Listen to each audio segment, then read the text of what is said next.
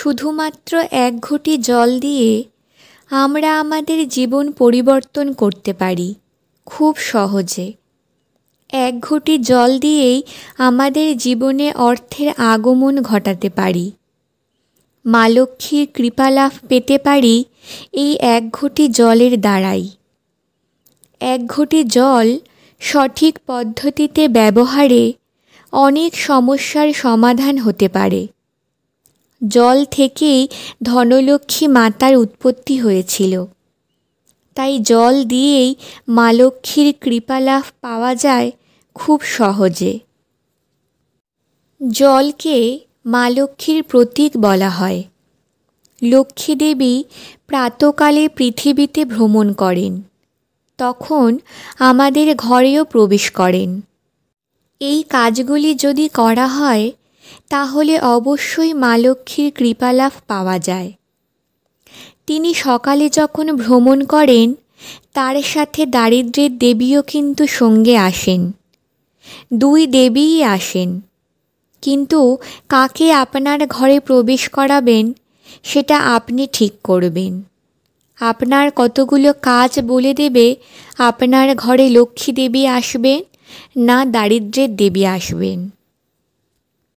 চলুন জেনে নেওয়া যাক এই এক ঘটি জল কিভাবে আপনার ভাগ্য পরিবর্তন করতে পারে। যে বাড়িতে ব্রহ্ম মুহূর্তে জল ছিটানো হয় সেই বাড়িতে লক্ষ্মী দেবী প্রবেশ করেন, কিন্তু কিভাবে করবেন সেটা আমরা জেনে নিই। প্রতিদিন সন্ধ্যাবেলায় ঠাকুর ঘরে আরতি করার সময় একটি ছোট তামা অথবা পিতলের ঘটিতে একটু গঙ্গা জল দেবেন আগে। তারপরে ঘটিটি জল দিয়ে পূর্ণ করে দেবেন। এই ঘটিটি সারা রাত আপনার ঘরের কোনো পবিত্র স্থানে রেখে দিন। পরদিন সকালে উঠে ওই এক ঘটি জল আপনার বাড়ির সদর দরজাতে ছিটিয়ে দিন। তবে সময়ের প্রতি কিন্তু খেয়াল রাখতে হবে, তবেই এই কার্যের শুভ পরিণাম দেবে। ভোর 4টে থেকে 5টা অথবা 5:30টার মধ্যে এই কার্যটি করলে তবেই কিন্তু শুভ পরিণাম দেবে। আগেকার দিনে মাটির ঘরবাড়ি উঠোন ছিল, তাই অনেকটা জল দেওয়া যেত। কিন্তু এখন যেহেতু সব কিছু সিমেন্ট অথবা মার্বেলের হয়ে থাকে, সেক্ষেত্রে জল ছিটিয়ে দিলেই হবে। তবে খেয়াল রাখতে হবে দরজার চৌকাঠে দাঁড়িয়ে জল দেবেন না, কারণ চৌকাঠে ভগবান ও পিতৃপুরুষের বাসস্থান হয়ে থাকে। আপনার সদর দরজা ও উঠোন থাকলে উঠোনে জল ছিটিয়ে দিন ও পূর্ব দিকে তাকিয়ে সূর্যদেবের উদ্দেশ্যে একবার প্রণাম করুন। এই কাজটি যদি প্রত্যহ করা যায় তাহলে অবশ্যই আপনার গৃহে লক্ষ্মী দেবীর কৃপালাভ ঘটবে। যে বাড়িতে সকালে পুজো সেরে সদর দরজায় একটি প্রদীপ জ্বালানো হয় সেই ঘরে লক্ষ্মী দেবী প্রবেশ করেন। আপনার বাড়ির ঠাকুরের স্থানে কখনো ফাঁকা রাখবেন না, অর্থাৎ সেখানে এক ঘটি জল রেখে দিন। রূপো কিংবা তামার বাটিতে জল ঢাকা দিয়ে রাখতে হবে। আপনি সকালে যখন স্নান সেরে পুজো করবেন সেই সময় রূপো অথবা তামার ঘটিতে জল ঢাকা দিয়ে রাখতে হবে। গ্লাস হলেও চলবে। এই জলটি সারা দিন সারা রাত থাকলো। পরের দিন যখন আপনি আবার স্নান সেরে পুজো করবেন ওই জলটি পাল্টে দিন, অথবা অন্য ঘটিতে আবার জল দিয়ে ওই স্থানে রাখুন। আমাদের সারাদিন যেমন জলের প্রয়োজন হয়, আমরা জল খেয়ে থাকি, ঠিক তেমনি আমাদের আরাধ্য দেবতাদের জন্যও জলের ব্যবস্থা রাখা অত্যন্ত দরকার। এটি অত্যন্ত শুভ বলে মানা হয়। পূর্বের ঘটির জল আপনি খেতে পারেন অথবা চা করতে পারেন কিংবা আটা মাখানোর কাজে লাগাতে পারেন। এই জলটি খাওয়া অত্যন্ত শুভ। এই কাজটি করলে আমাদের মধ্যে পজিটিভিটি বাড়ে এবং শারীরিক সুস্থতা বজায় থাকে। ঘরের উত্তর দিকে জল ভর্তি কলসি রাখা অত্যন্ত শুভ। এতে সুখ সমৃদ্ধি বৃদ্ধি পায়।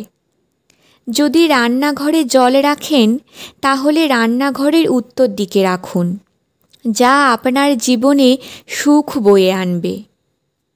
ঘরের মুখ্য দুয়ারই হয় আমাদের ভাগ্য। মুখ্য দরজা থেকেই টাকা পয়সা, সুখ দুঃখ, নেগেটিভ পজিটিভ এনার্জি আমরা নিয়ে আসি। তাই মুখ্য দরজার দুই পাশে কলসি ভর্তি জল রাখলে লক্ষ্মী দেবী খুবই সন্তুষ্ট হন এবং সেই বাড়িতে তিনি প্রবেশ করেন। প্রতিদিন সকালে স্নান সেরে একটি তামার ঘটিতে 1 ঘটি জল নিয়ে তাতে একটি সাদা ফুল দিয়ে তুলসী বৃক্ষে অর্পণ করলে সংসারে সুখ সমৃদ্ধিতে ভরে যায়।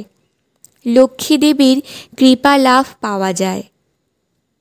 9টি গ্রহকে শান্ত রাখার জন্য সবচেয়ে সহজ উপায় হল একটি তামার ঘটিতে জল ভর্তি করে তাতে কিছুটা গঙ্গা জল মিশিয়ে প্রতিদিন শিবলিঙ্গে অর্পণ করুন।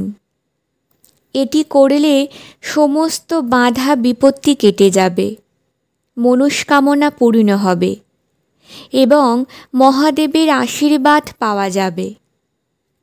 বাড়িতে যদি কোনো ব্যক্তি বারবার অসুস্থ হয় বা কেউ যদি অসুস্থ ব্যক্তি থাকে, তবে তার মাথার কাছে 1 ঘটি জল রেখে দেবেন। বড় ঘটি অথবা ছোট ঘটি নিতে পারেন। রাত্রে শোবার আগে রেখে দিন। সারা রাত রাখুন। সকালে ওই জলপূর্ণ ঘটিটি কোনো বড় অশ্বত্থ গাছের গোড়ায় ঢেলে দিন। যদি অশ্বত্থ গাছ পাওয়া সম্ভব না হয় তাহলে যে কোনো গাছের গোড়ায় ঢেলে দিন। এটি করলে অসুস্থ ব্যক্তি ধীরে ধীরে সুস্থ হবে। তবে এটি কিন্তু 1 দিন বা 2 দিন করলে হবে না। রোজ নিয়মটি পালন করতে হবে, যতদিন না ব্যক্তি সুস্থ হচ্ছে। এই কাজগুলি 1 দিন অথবা 2 দিন নয়, প্রতিদিন এই নিয়মগুলি পালন করতে হবে। এই ছোট ছোট সাধারণ এবং সহজ উপায় আমাদের জীবনে সফলতা বয়ে আনে। এই 1 ঘটি জলই আমাদের দুঃখকে দূর করে, আমাদের মা লক্ষ্মীর কৃপা লাভ করতে সাহায্য করে এই 1 ঘটি জল। তাই আমাদের প্রত্যেকের উচিত আমাদের প্রত্যহ জীবনের কাজের সাথে এই কাজগুলি অবশ্যই করা। ওম নমঃ শিবায়।